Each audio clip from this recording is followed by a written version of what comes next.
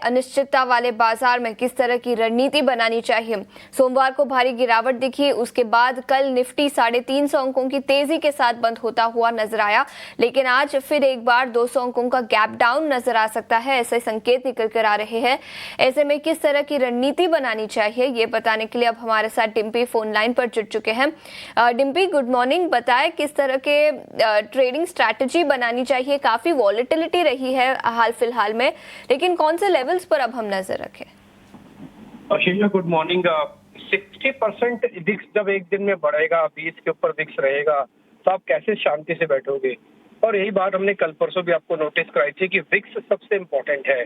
कल भी आप देखो तो सिर्फ 10% विक्स घटा और पूरा दिन भर हम यही बात कहते रहे कि भी अभी भी जो गॉज है जिससे नापा जाता है कि कुछ प्रॉब्लम्स हैं कि नहीं है या वॉलेटिलिटी रहेगी कि नहीं रहेगी, वो गॉज आपको ये बता रहा है कि वो तो बहुत ज्यादा है और हम सब ये फील करें कि भी बहुत कम है, ये थोड़ी बेईमानी होगी, क्योंकि वो किसी न किसी इंडिकेटर पे आके रिकॉर्डिंग होगी ही होगी और वो विक्स पे रिकॉर्ड होता ही है आपकी वॉलेटिलिटी और आपके फियर को।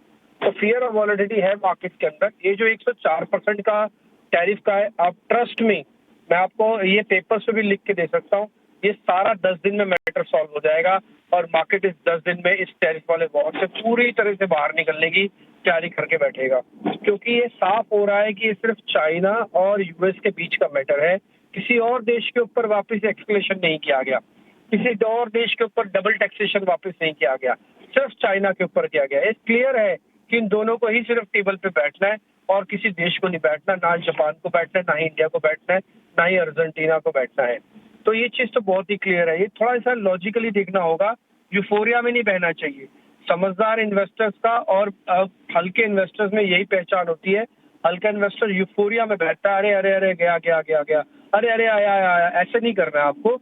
आपको शांति से और लॉजिकली सोचना है कि ये क्या हो रहा है, ठीक है। तो आप इस चीज को देखें तो इसके अंदर ये बात साफ है कि इंडिया का तो कोई रोल ही नहीं। और दूसरा, आज पॉलिसी है, अगर आपको ग्लोबल मार्केट थोड़ा वीक है भी तो हो सकता है पॉलिसी आपको स्ट्रॉन्ग कर दे, क्योंकि 0.25% का कट यहाँ पे एंटिसिपेटेड है मार्केट का।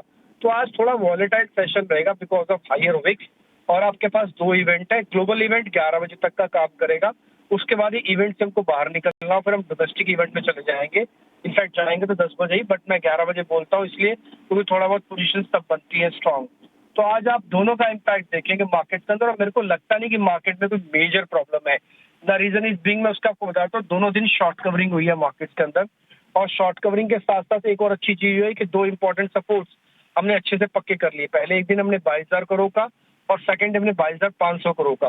तो बहुत ज्यादा फॉल या बहुत ज्यादा पैनिक या बहुत ज्यादा चिंता मेरे को नहीं लग रही है। दूसरी बात, अभी मैं अभिषेक को सुन रहा था, वो ये कह रहे हैं कि डोनाल्ड ट्रंप को प्रिडिक्ट नहीं किया जा सकता और उन सबको प्रिडिक्ट नहीं किया जा सकता। ये बात सच है कि प्रिडिक्शन नहीं है, लेकिन ये बात भी उतनी ही सच है कि इंडियन मार्केट्स को प्रिडिक्ट किया जा सकता है अप टू सर्टेन लेवल तक। तो ग्लोबल मार्केट्स को एक लेवल तक ही आप उसको छोड़ दें कि वो आपके ऊपर इम्पैक्ट डालेगा। अदरवाइज इंडियन मार्केट्स के अपने पास भी 10 और ट्रिगर है जिसकी वजह से वो स्ट्रांग होगा या फिर वीक होगा। ये चीज भी नोटिस करके रखनी पड़ेगी आपको। ठीक है, तो ये रणनीति और कुछ लेवल्स जहां पर आपको अपनी नजर रखनी चाहिए। डिम्पी, शुक्रिया पूरी डिटेल्स के साथ हमारे साथ जुड़ने के लिए। लेकिन बाजार पर रणनीति बताने के लिए अब हमारे साथ एंजल वन के राजेश भोसले भी जुड़ चुके हैं।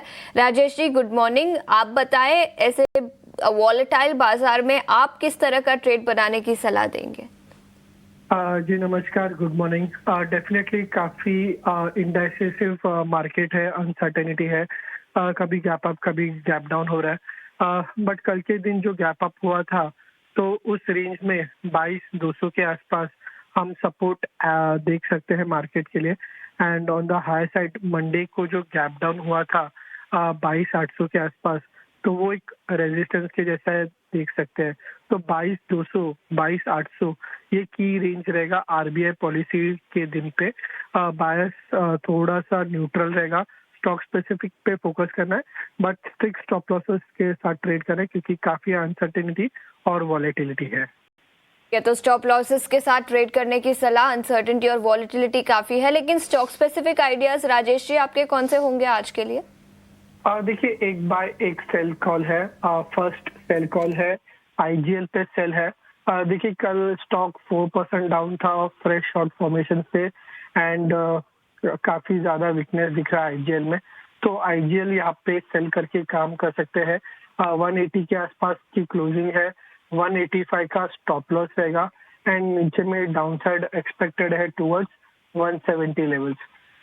मेरा बाय कॉल है एशियन पेंट्स में। कल पेंट स्टॉक्स में काफी अच्छा पॉजिटिव मोमेंटम था and as compare to broader markets अगर आप देखें तो एशियन पेंट्स ने रिसेंट हाइस को क्रॉस किया है। फेब से एक रेंज में ट्रेड करा था बट उस स्विंग हाई को ब्रेक किया।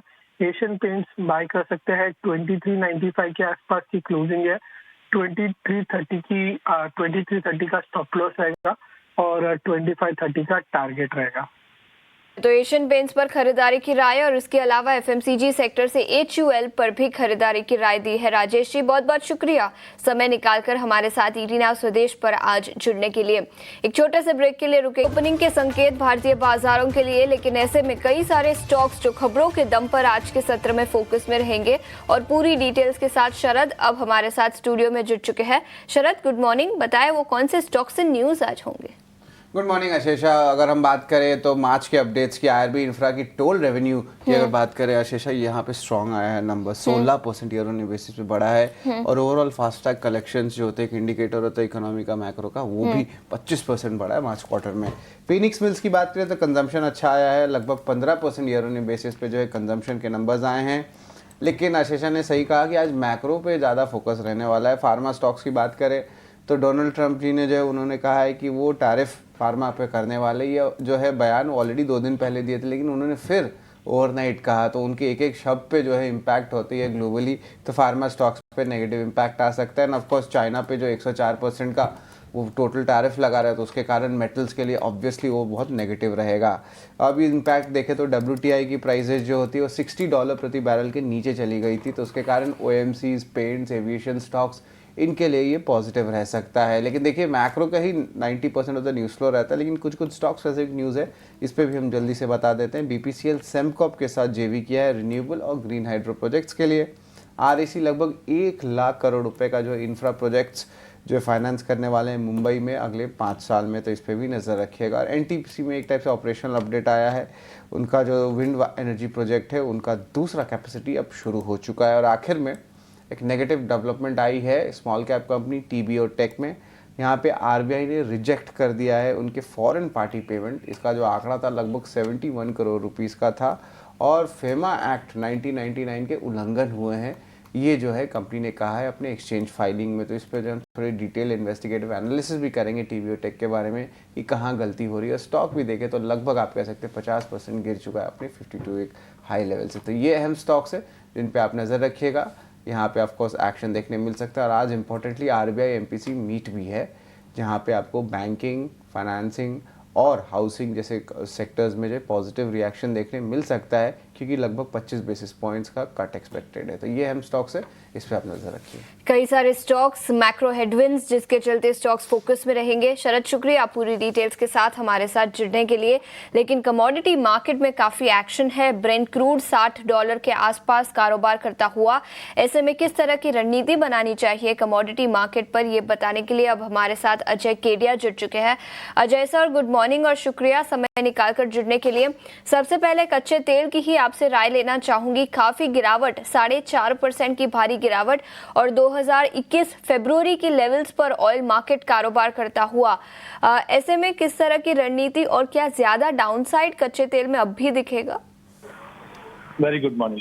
डेफिनेटली देखिए, जब भी कच्चा तेल गिरता है तो जनरली हम बोलते हैं इकोनॉमी के लिए काफी अच्छा है, क्योंकि कच्चे तेल से पूरी इकोनॉमी चलती है। बट जिस ढंग से कच्चे तेल $83 जनवरी में था और अब हम 63 के नीचे आ गए हैं, तो इससे बड़ी फॉल का एक संकेत ये भी है कि हम रिसेशन की तरफ बढ़ रहे हैं, डिमांड में डिटोरेशन और लग भी रहा है। जिस ढंग से डोनाल्ड ट्रंप ने अभी एडिशनल टैरिफ की बात की, 104% हो जाएगा चाइना पे, जिसकी वजह से ये मुझे लगता है काफी बड़ा फॉल है।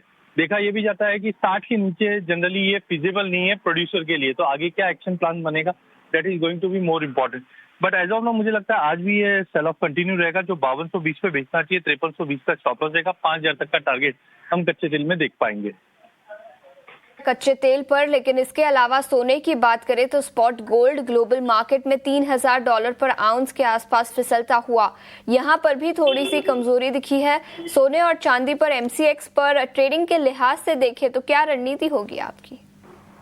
देखिए, सोने और चांदी की अगर बात करें तो जनरली जब भी ऐसा कुछ कोहराम मसला है या पैंडेमिक इम्पैक्ट होता है तो सोना और चांदी पॉजिटिव ट्रेड करते हैं।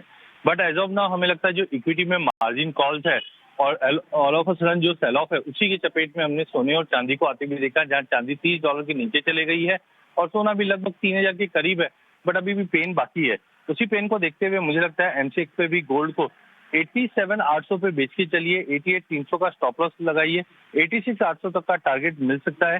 चांदी एज कम्पेयर टू गोल्ड थोड़ी वनरेबल ज्यादा लग रही है बिकॉज एक बेस मेटल है और जैसे कि हम जानते हैं यूएस और चाइना के बीच में एक तरह का टैरिफ वॉर फिर से छिड़ चुका है, जिसके चलते चांदी में दबाव ज्यादा बनेगा। 88,900 पे बेचिए, 90,000 के ऊपर का स्टॉप लॉस लगाइए, 86,500 का इमीडिएट टारगेट दिखाई देता है। तो ये नजरिया सोने और चांदी पर, लेकिन अजय जी बेस मेटल्स पर आपकी क्या राय रहेगी? Zinc, lead, copper, aluminium. Copper में इनफैक्ट ग्लोबल मार्केट में काफी गिरावट दिखी है, क्या राय होगी इन बेस मेटल्स पर? देखिए, बेस मेटल में हम जानते हैं कि कंजम्पशन और सबसे ज्यादा जो है वो चाइना पे डिपेंडेंसी है और जिस ढंग से टैरिफ के जो एडिशनल अपडेट्स आए हैं उसके बाद से ही हमने देखा पूरे बेस मेटल में कंटिन्यू क्रैकडाउन है। तो 3 तारीख से लेकर अभी तक काफी बड़ा फॉल हुआ कॉपर में, जहां हम $10,000 का लेवल छू चुके थे और लग रहा था कि ये 10,700-800 चले जाएगा। आज हम 9 जाके नीचे पहुंच चुके हैं। डोमेस्टिक मार्केट पे भी 100 रुपए से ज्यादा की गिरावट है।